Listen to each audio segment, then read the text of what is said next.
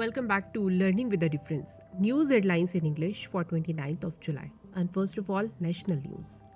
India's first indigenous aircraft carrier, Vikrant, handed over to Navy.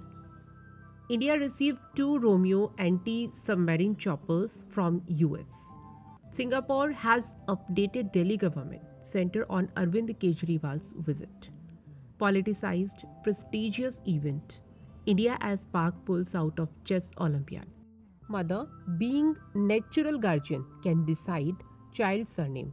Supreme Court.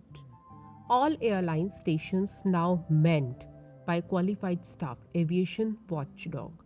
Tamil Nadu's Nehru Stadium decked up for Chess Olympiad inaugural ceremony.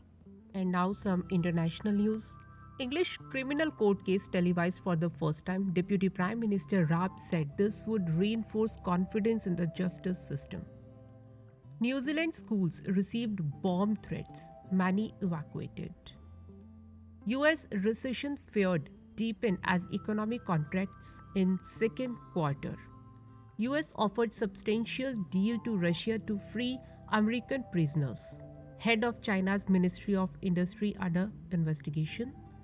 Saudi prince stayed in world's most expensive home during his trip to France to meet President Emmanuel Macron. And now some sports news. Four-time Formula One world champion Sebastian Vettel will retire at the end of the 2022 season, he announced on Thursday.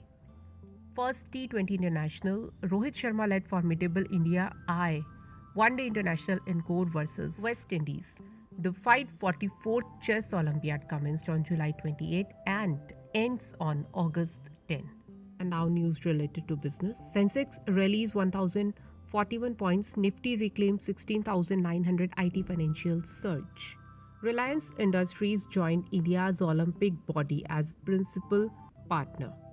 Tata Motors loss widened to Rs 4,951 crore in April-June quarter. Rupee rise 26 paise to close at 79.65 per US dollar. Facebook honor Meta post first ever drop in revenue. And now let's have a look on weather of New Delhi. On 28th of July, the temperature of New Delhi at the daytime will reach to 30 degrees Celsius and it will drop to 27 degrees Celsius at night. And that's all in news. Thank you to all of you.